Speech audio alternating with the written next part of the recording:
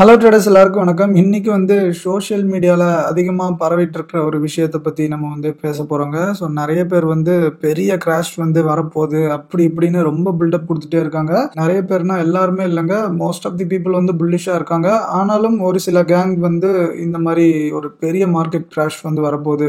2008 அந்த global financial crisis வந்ததை விட பயங்கரமான ஒரு கிராஷ் வரப்போகுது அப்படிங்கிற மாதிரி சொல்ல ஆரம்பிச்சிட்டாங்க. அதுலேயும் ஏதாவது ஒரு பெரிய அளவரை உள்ள சேர்த்து அவங்களே ப்ரெடிக்ட் பண்ணிட்டாங்க, இவங்களே ப்ரெடிக்ட் பண்ணிட்டாங்க அப்படி இப்படிங்கிற மாதிரிலாம் இந்த மாதிரிலாம் சோஷியல் மீடியாவில் நிறைய பேர் கிளப்பி விட்டுட்டு இருப்பானுங்க. அப்படின்னு தாங்க நான் சோஷியல் மீடியாவில் பெருசாக ஆக்டிவாகவே இருக்க மாட்டேன், நியூஸையும் ஃபாலோவே பண்ண மாட்டேன். இந்த மாதிரி பண்ணுறவங்க நிறைய பேர் எதுக்கு பண்ணுவானுங்கன்னா, அவனுக்கு கீழே நிறைய ஃபாலோயர்ஸ் வச்சிருந்தனா இந்த மாதிரி பயமுறுத்தி அவங்கள இன்ஃப்ளூயன்ஸ் பண்ணலான்னு பார்ப்பானுங்க. ஸோ இவங்க ஷார்ட் பொசிஷன்ஸ் எடுத்து வச்சுட்டு ஸோ மக்களையும் இந்த மாதிரி பயமுறுத்தினா ஏதாவது மார்க்கெட் ஃபால் ஆகுமா அப்படிங்கிற மாதிரி யோசிச்சுட்டு இருப்பானுங்க. ஆனால் மார்க்கெட்டில் பயங்கரமாக ஏற போகிறதையும் பயங்கரமாக இறங்க போகிறதையும் யாராலையுமே ப்ரெடிக்டே பண்ண முடியாது அப்படிங்கிறது தாங்க உண்மை. இந்த மாதிரி இங்கேருந்து இவ்வளோ தூரம் மேலே ஏறலாம், ஸோ ஃபால் ஆனா இந்த இடத்துக்கு வர மேக்ஸிமம் ஃபால் ஆகலாம், இங்கே சப்போர்ட் இருக்கும் இப்படின்னு வேணால் நம்மளால் ப்ரெடிக்ட் பண்ண முடியுங்க. அதுவே பாதி நேரம் தப்பாக தான் போகும். ஆனால் ஒரு பெரிய கிராஷ் வரப்போகுது, இவ்வளோ பர்சன்டேஜ் ஃபால் ஆக போகுது, அவ்வளோ பர்சன்டேஜ் ஃபால் ஆக போகுது அப்படின்லாம் யாராலையும் சொல்லவே முடியாதுங்க. அதுவும் இந்த 2008 பெரிய ஃபால் அப்படின்னு சொல்றதுலாம் ரொம்ப ஓவர் தாங்க. 2008 எவ்வளவு பெரிய கிராஷ் வந்துச்சுன்னா ஆல் டைம் ஹைல இருந்து 60% பக்கம் வந்துச்சுன்னு நினைக்கிறேங்க. இங்க பாருங்க, ஆமா 64.3% சம்திங் கிராஷ் வந்திருக்கு. நிறைய பேர் கொரோனா கிராஷ் தான் இருக்கிறதுலே பெரிய கிராஷ் நினைச்சிட்டு இருப்பாங்க. பிகினர்ஸ்க்கு நிறைய பேத்துக்கு அந்த 2008 கிராஷ் பத்தி தெரியாது. ஆனா கொரோனா கிராஷ் அந்த 2008 அளவுக்கு மோசமா இல்லைங்க, ஓரளவுக்கு தான் இருக்கு. ஸோ ஓரளவுக்குன்னா அதை விட நல்ல டீசென்டான நம்பர் தான். அங்க 64 பக்கம் இருந்துச்சுங்க, இங்க 39.3 தாங்க இருந்திருக்கு. ஸோ இன்னும் 25% பக்கம் எக்ஸ்ட்ரா ஃபாலா இருந்துச்சு அந்த 2008. இந்த கொரோனாக்கு அப்புறம் கொஞ்சம் டீசென்டான ஃபால்னா இந்த செகண்ட் வேவ் வந்துச்சுலாங்க. இந்த டைம்ல தாங்க செகண்ட் வேவ் வந்துச்சு. அந்த டைம்ல ஒரு 18% பக்கம் ஃபாலா இருக்குங்க. ஸோ அதுக்கப்புறம் அப்படியே ஸ்டெடியாக மெதுவாக ரைஸ் ஆகிட்டே தான் இருந்திருக்கு. இன்னொரு செட் ஆஃப் பீப்புள் நான் மென்ஷன் பண்ண மறந்துட்டேன். ஸோ இந்த மாதிரி கிளப்பி விடுறவங்க எல்லாருமே நிறைய பேர் ரீசெண்டாக இப்போ தாங்க மார்க்கெட்டுக்கு வந்திருப்பாங்க. அவங்கெல்லாம் மார்க்கெட் அப்படியே ஏறிட்டே இருந்ததை மட்டும்தான் பார்த்துருப்பாங்க நிறைய பேர். ஸோ இந்த மாதிரி இறங்குனதெல்லாம் பார்த்துருக்க மாட்டாங்க. அதனால இந்த மாதிரி 2 நாள் மார்க்கெட் இறங்குனா உடனே பெரிய கிராஷ் வரப்போகுது அப்படிங்கிற மாதிரி நினைக்கிறாங்க. இதுக்கு முக்கியமான காரணம் யூஎஸ் மார்க்கெட்ஸும் கொஞ்சம் வீக்கா இருக்கு, அதனாலே எல்லாரும் பயந்துட்டு இருக்காங்க. ஆக்சுவலி பயப்படுறதுக்கு ஒண்ணுமே இல்லைங்க, நல்ல இந்த மாதிரி ஒரு சேனல்ல தான் டிராவல் ஆயிட்டு இருக்கு, பேரலல் சேனல்ல. அதனால யூஎஸ் மார்க்கெட்ஸ் எல்லாம் நினைச்சலாம் நீங்க பயப்பட தேவையில்லைங்க. இந்த சேனல்ல கீழே வந்தா திருப்பி கண்டிப்பா மேல போகும். ஸோ இந்த மாதிரி ஒரு பேரலல் சேனல் இருந்தாலே ரொம்ப அக்ரெசிவா மேல கீழேன்னு போகும். நம்ம முன்னாடியே நிஃப்டியில பார்த்துருந்தோம். இந்த ஏரியால பாருங்க, ஜான்வரி 2024 இருந்து இந்த மே 2024 வரை 5 மாசம் மேல கீழேன்னு அக்ரெசிவா போயிட்டு இருந்துச்சு. பேரலல் சேனல்ல எப்பவுமே அப்படிதாங்க, கீழே வந்தாலும் டக்குன்னு ரொம்ப ஃபாஸ்டா மேல ஏறும், மேல போனாலும் ரொம்ப ஃபாஸ்டா கீழே இறங்கும். ஸோ இப்போ எக்ஸாக்ட்லி இதே மாதிரி தான் ஒரு பேட்டர்ன் டவ் ஜோன்ஸ்ல ஃபார்ம் ஆயிட்டு இருக்கு. அதனால இதெல்லாம் நினைச்சு நீங்க பயப்பட தேவையே இல்லைங்க. இந்த பேரலல் சேனலையும் பிரேக் பண்ணா கூட இந்த இடத்துக்கு கீழெல்லாம் கண்டிப்பா இறக்க விட மாட்டாங்கன்னு ஃபீல் ஆகுது. இங்க இருந்து சூப்பரா ஏத்திடுவாங்க. S&P 500 ரொம்ப ஒன்றும் மோசமா இல்லைங்க. இது வீக்லி டைம் ஃப்ரேம். இந்த 3 கேண்டில் மாதிரி தான் இந்த 3 கேண்டிலும் இருந்திருக்கு. ஸோ இங்க இறங்கிட்டு இப்படி ஏறலையா, அப்புறம் இந்த 3 கேண்டில பார்த்து மட்டும் ஏன் பயப்படணும் அப்படின்னு தெரியல. இங்கேயும் பாருங்க கொஞ்சம் நல்லாவே இறங்கி இருந்துச்சு, ஆனாலும் டக்குன்னு பயங்கரமா ஏத்திட்டாங்க. நாஸ்டாக் அந்த ஒரு இண்டெக்ஸ் தாங்க இன்னும் கொஞ்சம் எக்ஸ்ட்ரா ஃபாலோ இருக்கு. அதை நான் எதை வச்சு சொல்றேன்னு நான் சொல்றேன். வீடியோ தயவு செஞ்சு ஃபுல்லா பாருங்க. இங்கேயும் பயப்படுற அளவுக்கு ஒன்றும் பெருசா இல்லை, இந்த இடத்துலலாம் சப்போர்ட் இருக்குங்க. இதையும் கீழே உடைச்சா வேணா நம்ம யோசிக்கலாம் ஏதாவது பெரிய பிரச்சனை வருமோ அப்படின்னு. நீங்க இஎம்ஐஸ் வச்சு பார்த்தானா ஓரளவுக்கு ஐடியா கிடைக்கும் எந்த அளவுக்கு அக்ரெசிவா இருக்கு ஃபால் அப்படின்னு. ஸோ இது வீக்லி சார்ட்ல இஎம்ஐ ஆன் பண்ணியிருக்கேன். ஸோ 20 இஎம்ஐல இப்போ கரெக்டாக நின்றுட்டு இருக்குங்க. இது லைட்டாக பிரேக் பண்ணியிருக்கு 20 இஎம்ஐவை, ஆனாலும் பயப்பட தேவையில்லைங்க. ஏன்னா இந்த இடத்த பாருங்க, இங்கேயும் 20 இஎம்ஐவை பயங்கரமாக பிரேக் பண்ணுற மாதிரி ஒரு கேண்டில் போச்சு. அதுக்கப்புறம் ஒரு கிரீன் கேண்டில் வந்துச்சுங்க. அந்த 20 இஎம்ஐக்கு மேலேயே அப்படியே ஏற்றுனாங்க, அதுக்கு கீழே போக விடாம. அப்புறம் இங்கேருந்து எவ்வளோ பெரிய ரைஸ்ன்னு பாருங்க. ஸோ இங்கேயும் அதே மாதிரி வந்தாலும் வரலாம், வராம அப்படியே கீழே போனாலும் ஒன்றும் பிரச்சனை இல்லை. 50 இஎம்ஐல இருந்து ஏற்றுவாங்க. இந்த இடத்துல நல்ல சப்போர்ட் இருக்குங்க. இதுவும் மெதுவாக கீழே வர்றப்ப இந்த 50 இஎம்ஐவும் லைட்டா மேலே வரும். அப்போ இந்த 2 ஏரியாவும் கோயின்சைட் ஆச்சுன்னா இங்க இருந்து சூப்பரா பவுன்ஸ் வரலாம். இன்னொன்று இந்த 2022 இருந்து 3 வரைக்கும் பாருங்க, யூஎஸ் மார்க்கெட்ஸ் கொரோனாக்கு ஈக்குவலா பயங்கரமா ஃபாலா இருக்கும். 37% பக்கம் ஃபாலா இருக்குங்க.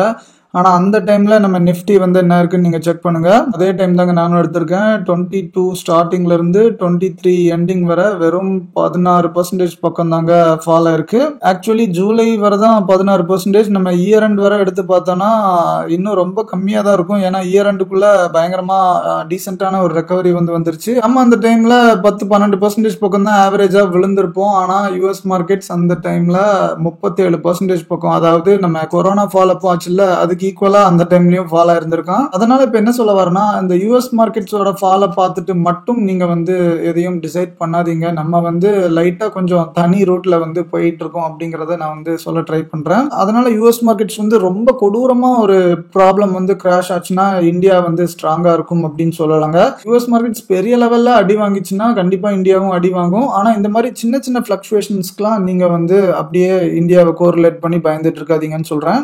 அப்ப நாஸ்டாக்ல தாங்க நம்ம வந்து இஎம்ஐ வந்து காமிச்சிருந்தேன். இப்போ வந்து S&P 500லயும் டவ் ஜோன்ஸ்லயும் காட்டுறேன் பாருங்க. இது வந்து S&P 500ங்க. இங்க பாருங்க ரொம்ப நீட்டா ரெஸ்பெக்ட் பண்ணிருக்கும். நாஸ்டாக்கை விட இந்த ரெண்டு இண்டெக்ஸ் வந்து இன்னும் ரொம்ப பாப்புலர். ஸோ இதுல இன்னும் பர்ஃபெக்டா ரெஸ்பெக்ட் பண்ணிருக்கும். வீக்லி டைம் ஃப்ரேம்ல 20 இஎம்ஐல இருந்து எவ்வளவு பர்ஃபெக்டா பவுன்ஸ் ஆயிருக்குன்னு பாருங்க. இப்பவும் 20 இஎம்ஐ பக்கம் வந்திருக்கு. கடைசி லைட்டா ஒரு விக் வந்து ஃபார்ம் ஆயிருக்கு. லைட்டா ஒரு ரிஜெக்ஷன் அப்சைட் வந்திருக்கு. ஸோ இங்கேருந்து மெதுவாக பையர்ஸ் வந்து வர ட்ரை பண்ணுறாங்க அப்படின்னு புரிஞ்சுக்கலாம். இதே மாதிரி டவ் ஜோன்ஸில் பார்த்தாலும் உங்களுக்கு தெரியும் எவ்வளோ நாள் 20 இஎம்ஐ மேலே தேய்ச்சிருக்காங்கன்னு பாருங்க. 1 or 2 வீக்ஸ் இல்லைங்க, கண்டினியூஸாக 7-8 வீக்ஸ் மேலே டச் பண்ணியிருக்காங்க ரொம்ப க்ளோஸாக. 1 2 3 4 5 6 7 8 வாரம் பக்கம் இந்த இடத்துல வந்து தேய்ச்சி அப்படியே கஷ்டப்பட்டு தூக்கியிருக்காங்க. ஸோ திருப்பியும் வந்தாலும் இங்கிருந்து நல்ல சப்போர்ட் எடுக்க ட்ரை பண்ணும். இதை பிரேக் பண்ணிச்சுன்னா வேணா நம்ம வந்து மெதுவாக பியர் மார்க்கெட்டை பத்தி யோசிக்க ஆரம்பிக்கலாம். இதெல்லாம் உடைச்சா கூட கீழே நிறைய சப்போர்ட்ஸ் வந்து இருக்குங்க. அந்த 2008ல வந்த கிராஷ் மாதிரிலாம் வர சான்ஸே இல்லை. நாங்க இந்த டெக்னிக்கல்ஸ்லாம் பார்க்கல, நாங்க ஃபண்டமெண்டல்ஸை பார்க்குறோம், எக்கனாமிக் டேட்டாவை பார்க்குறோம், ரிசெஷன் வரப்போகுது அப்படி இப்படின்னு அவனுங்க ஏதாவது சொன்னாலும் நீங்க வந்து தயவு செஞ்சு நம்பாதீங்க. ஏன்னா ரிசெஷன் வரப்போகுதுன்னு 21ல இருந்தே சொல்லிட்டு தாங்க இருக்காங்க. 3 வருஷம் மேல ஆயிடுச்சு. ஆனா வந்த மாதிரி தெரியல. இனிமேல வராதுன்னு நான் வந்து சொல்ல வரலங்க. நான் என்ன சொல்ல வரேன்னு கரெக்டா புரிஞ்சுக்கோங்க. ஆனா இந்த ஏரியா ஃபுல்லா வரப்போகுதுன்னு ஓவரா பில்டப் கொடுத்து மார்க்கெட் ஃபால் ஆகும்னு சொல்லி அதுக்கப்புறம் ஓவரா மார்க்கெட் ஏறிடுச்சு. அதனால இந்த ஏரியாலையும் இப்ப வரப்போகுது மார்க்கெட் கிராஷ் ஆக போகுதுன்னு யாராவது சொன்னா நீங்க வந்து பயப்படாதீங்க. இது வந்து நிஃப்டி சார்ட்டுங்க. 2008 அந்த டைம் வந்து எடுத்து வச்சிருக்கேன் வீக்லி டைம் ஃப்ரேம். இன்னொரு முக்கியமான பாயிண்ட்டுங்க, அந்த காலத்துலலாம் இன்வெஸ்டர்ஸ் வந்து ரொம்ப கம்மியா தான் இருந்திருப்பாங்க. அப்பெல்லாம் ஊருக்கே ஒருத்தர் இருந்தாலே அது வந்து பெரிய விஷயம். ஆனா இப்போ அப்படி இல்லைங்க, தெருவுக்கே 10 பேர் இருக்கானுங்க. ஸோ அந்த டைம்ல மக்களோட காசு இந்த மார்க்கெட்ல புழங்குறத விட இப்போ 1000 மடங்குக்கு மேல பயங்கரமா புழங்கிட்டு இருக்கு மக்களோட காசு. அதனால இப்போ கீழே விழ வாங்கலாம் அப்படிங்கிற மாதிரியே நிறைய பேர் வந்து நினைச்சிட்டு இருக்காங்க. அதனால இப்போ கிராஷ் வர சான்ஸே இல்லைன்னு சொல்லுங்க. வந்தாலும் முந்தைய அளவுக்கு வராது. ஓரளவுக்கு மேலாம் ஃபால் ஆச்சுன்னா நிறைய பேர் வந்து உள்ள இன்வெஸ்ட் பண்ண ரெடியா இருக்காங்க.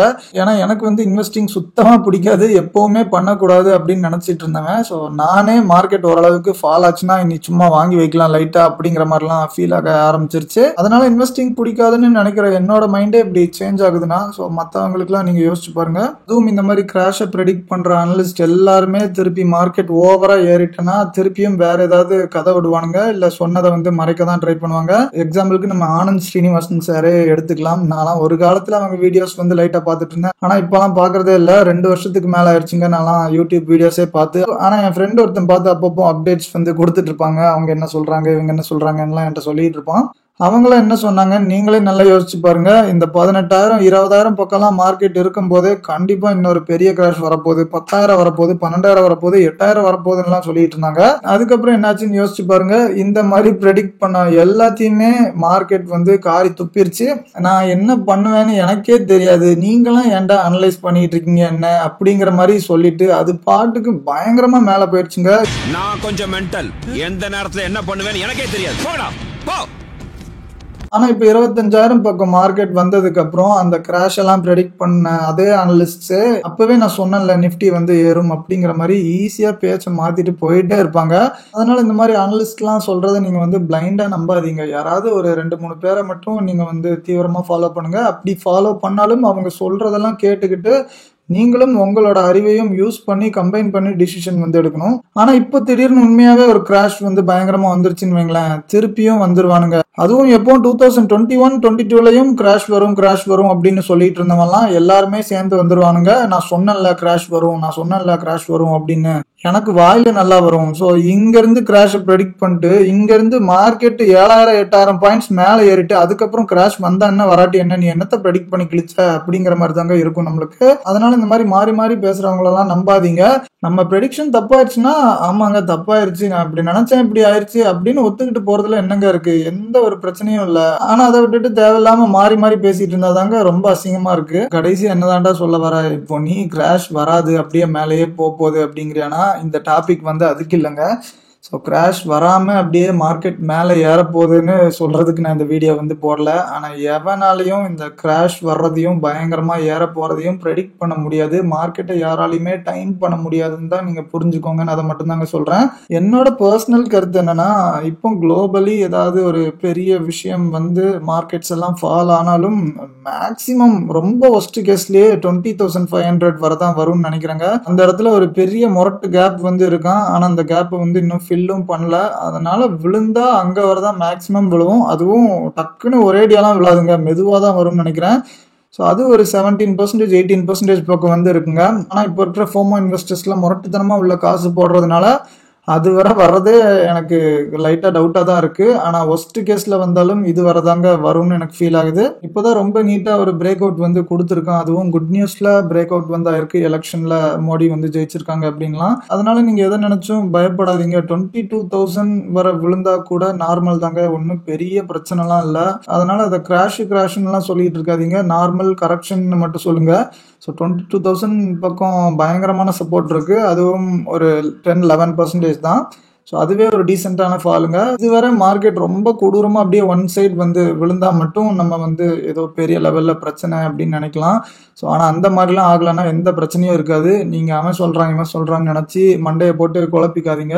முடிஞ்ச அளவுக்கு நிறைய பேர் அப்படியே ஃபாலோ பண்ணுறதை வந்து கம்மி பண்ணுங்க. ஏன்னா உங்களுக்கு தான் தேவையில்லாத கன்ஃபியூஷன்ஸ் வந்து நிறைய வரும். அதுக்காக தான் சொல்கிறேன். நான் வந்து இப்போதைக்கு 20,500 வந்தால் தாங்க இன்வெஸ்ட்மெண்ட்லாம் பண்ணுவேன். அது வரலாம் நான் பண்ணவே மாட்டேன். அதுக்கும் கீழே விழுந்துச்சுன்னா வேணா நான் ஃபர்தராக 18,500 வந்தா மேபி ஆவரேஜ் பண்ணுவேன். எனக்கு தெரிஞ்சு இங்கெல்லாம் வர்றதுக்கு சான்சஸ் ரொம்ப கம்மி. அப்படி வந்தாலும் சந்தோஷம் தான் அப்படிங்கிற மாதிரி சொல்றாங்க.